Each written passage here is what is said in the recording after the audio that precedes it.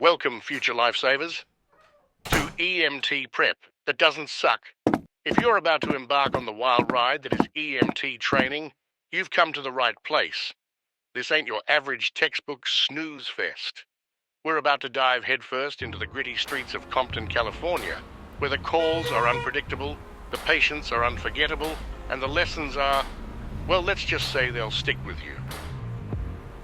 Now, I know you're probably feeling a mix of excitement and nerves. That's totally normal. But trust me, you're in good hands.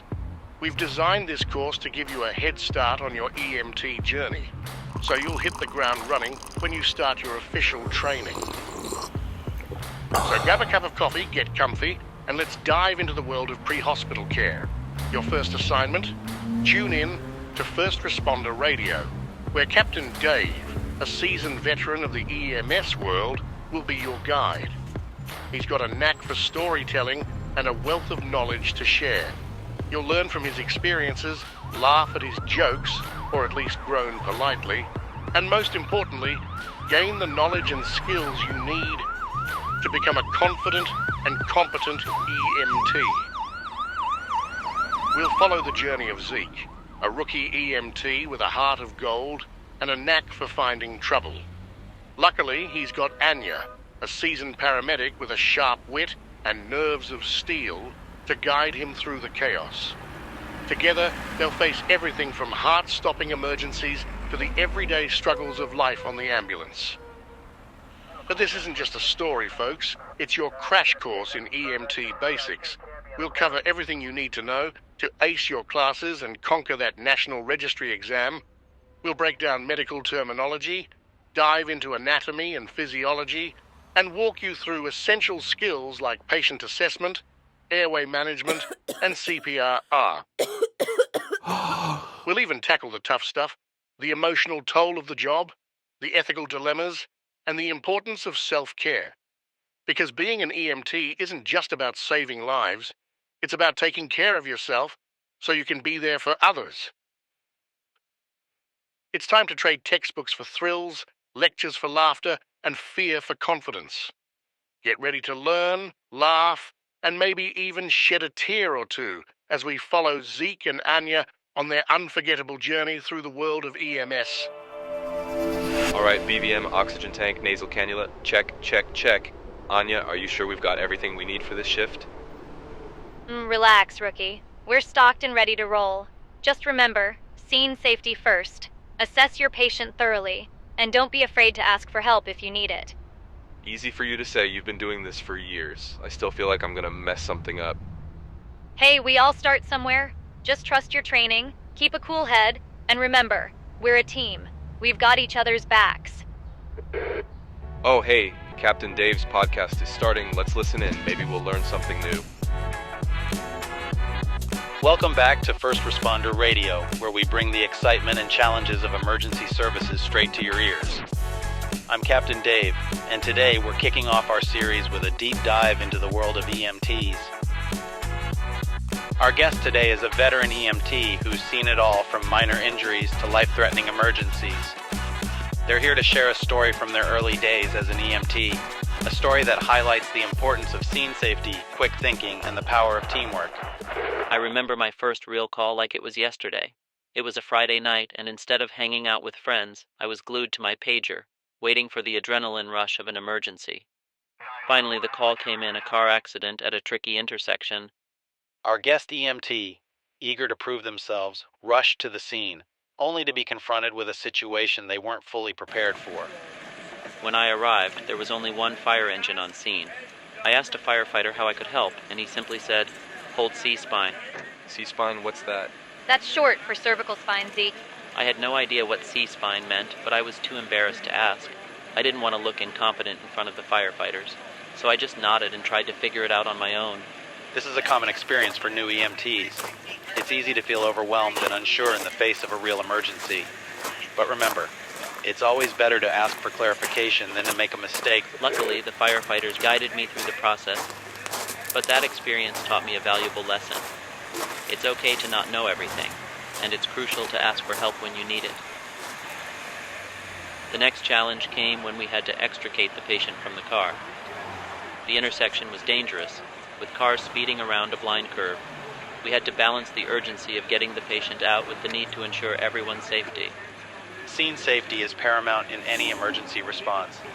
EMTs must constantly assess the environment for potential hazards and take steps to mitigate those risks. The fire captain quickly called for backup, and soon we had enough personnel to control traffic and safely extricate the patient. It was a reminder that teamwork is essential in EMS. We all have our roles to play, and when we work together, we can achieve the best possible outcome for our patients. That's a great story. It really highlights how important it is to be prepared for anything and to never be afraid to ask for help. Absolutely, Zeke. In this field, we're constantly learning and adapting. Every call is a chance to improve our skills and knowledge. The best EMTs are those who embrace a mindset of continuous improvement. They're always looking for ways to enhance their knowledge, refine their skills, and provide the highest level of care to their patients. The key takeaways are: scene safety is the top priority in any emergency response. Don't be afraid to ask for help. Teamwork is essential in EMS. Every call is a learning opportunity. Ambulance 26, code 2 with fire en route, code 3. 75-year-old female, possible stroke. 123 Elm Street. Timeout 14:35. That's us. Let's roll. And just like that, Zeke and Anya are off on their first call. Now, while they navigate the streets of Compton, let's take a moment to unpack what just happened. Remember that scene assessment Anya was so adamant about? Well, that's not just a rookie hazing ritual. It's a crucial first step in every EMT response. Before you even think about touching a patient, you have to make sure the scene is safe for you, your partner, and any bystanders. Think of it like this. Imagine you're a superhero rushing to the rescue. You wouldn't want to get flattened by a runaway truck before you even had a chance to flex your superpowers, right? Same goes for EMTs. We assess the scene, identify potential hazards, and take precautions to protect ourselves so we can do our job effectively.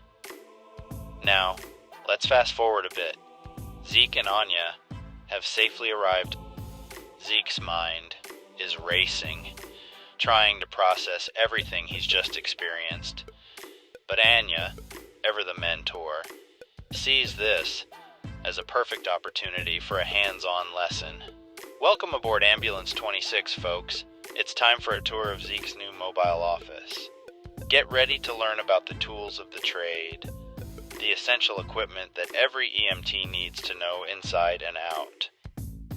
Scene 2, exploring the ambulance. Whoa, this thing is packed. It's like a mini hospital on wheels. It's our home away from home, Zeke, and every piece of equipment in here has a purpose. Let's start with the basics, the stuff we use for basic life support, or BLS. BLS, like CPR and bandaging. Exactly. But it's more than just that. It's about keeping someone alive until we can get them to a hospital. There's so much stuff in here. Where do we even start? Don't worry, we'll take it one step at a time. First, let's talk about oxygen. It's one of the most important tools we have. This is our oxygen tank. It's filled with pure oxygen, which we can deliver to patients who are having trouble breathing. So, we just slap on an oxygen mask and call it a day? Not quite, Zeke. There are different ways to deliver oxygen, depending on how much the patient needs. We'll cover that in more detail later. Now, let's talk about airways. If someone's unconscious, their tongue can fall back and block their airway. That's where these little guys come in. These are airway adjuncts. They help keep the airway open so the patient can breathe. Which one do we use? It depends. The OPA goes in the mouth, but only if the patient doesn't have a gag reflex. The NPA goes in the nose and can be used even if they do. Got it. Now let's move on to the vital signs kit. This is how we get a snapshot of the patient's condition. We use this cuff to measure blood pressure, this stethoscope to listen to the heart and lungs, and this little device to measure oxygen levels in the blood. Wow, it's like being a detective, but for the human body. You could say that. Now let's talk about immobilization. If a patient has a potential spinal injury, we need to keep their spine stable to prevent further damage. This is a spine board. It's not the most comfortable thing in the world, but it's essential for keeping the spine aligned. And this is a cervical collar, which helps stabilize the neck. We'll practice immobilizing patients later in the course.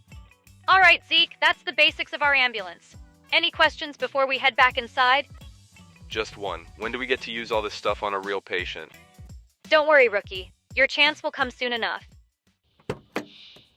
Let's break down what Zeke and Anya just went over. That ambulance is your office, your lifeline, and sometimes your only refuge in the chaos of a scene. Knowing your equipment is key to providing effective care. Let's start with the basics. The BLS, or basic life support gear. This is the bread and butter of your job. Think of it as your EMT starter pack. You've got your oxygen tank, the big green guy that's going to be your patient's new best friend when they're struggling to breathe. Then there's the BVM, or bag valve mask, which is like giving your patient a breath of life when they can't do it themselves. And don't forget those airway adjuncts, the OPA and NPA, those little plastic lifesavers that keep the airway open when things get dicey. But BLS isn't just about breathing, it's about assessing the whole patient. That's where your vital signs kit comes in.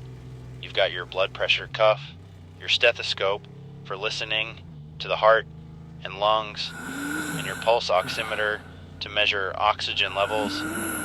These tools give you a snapshot of what's going on inside the body, helping you make quick decisions about treatment. And finally, we can't forget about immobilization. When someone's injured, especially if there's a potential spinal injury, our job is to keep them as still as possible. That's where the spine board and cervical collar come in. They're not the most comfortable things in the world, but they're essential for preventing further injury. Now, you might be wondering why Anya was so insistent on checking all the equipment before their shift. Well, imagine showing up to a call and realizing your oxygen tank is empty or your BVM is damaged. That's not just inconvenient. It could be a matter of life or death for your patient. That's why it's crucial to do a thorough equipment check before every shift and restock after every call. You never know what kind of emergency you'll face next, so you need to be prepared for anything. Scene 3, documentation matters. All right, Zeke. Let's review your patient care report from that last call. Overall, not bad for a rookie, but there's always room for improvement. Really? I thought I was pretty thorough. You were, but there are a few things we can tweak to make it even better. Let's start with the vitals. You have them listed, but did you include the times you took them? No, not specifically. I figured it was obvious based on the timeline of the call. That's a common mistake, Zeke. But remember, the patient care report, PCR, is a legal document. It needs to be clear, concise, and accurate. Every detail matters. Okay, I'll make sure to include the times next time. Good. Now, under medications, you just wrote nitroglycerin. Remember, we need to be specific. What was the dosage? Right, I'll add those details. Great. Now let's look at your narrative. It's important to describe what you saw, heard, and did. Patient presented with acute onset of substernal chest pain radiating to the left arm accompanied by diaphoresis and nausea. Exactly. Remember, we're writing for other healthcare professionals, but we also want to make sure our reports are easy to understand. Got it. Anything else? Just one more thing. At the end of your report, you wrote transport uneventful. While that might be true, it's important to document any changes in the patient's condition, reassessment findings, or additional interventions during transport. Okay, I'll make sure to add those details in the future. Great job, Zeke. You're learning quickly. Remember, documentation is a critical part of our job. It ensures continuity of care, protects us legally, and helps us improve our practice. Ambulance 26, Code 3. Traffic collision at the intersection of Main and 5th. Possible injuries unknown extent. Fire responding. Looks like we've got another call. Let's put this knowledge into practice. As Zeke and Anya race towards their next call, they carry with them the importance of accurate and thorough documentation. It's not just paperwork. It's a vital tool for ensuring patient safety, improving care, and protecting themselves legally. Alright, that wraps up Module 1. We've covered a lot of ground today, from the role of an EMT to scene safety, ambulance equipment, and the importance of teamwork. Remember, this is just the beginning of your journey. There's a lot more to learn, but with dedication and practice, you'll be well on your way to becoming a skilled and compassionate EMT. Homework. For your homework, I want you to review the National EMS Scope of Practice model and familiarize yourself with the specific skills and procedures that are within your scope as an EMT basic. This will help you understand your role and responsibilities in the field. In our next episode, we'll dive deeper into the world of patient assessment. We'll explore the different types of assessments, learn how to take vital signs, and discuss how to gather a thorough patient history. So stay tuned and remember, every call is a learning opportunity. Keep that passion burning, and I'll see you next time on First Responder Radio.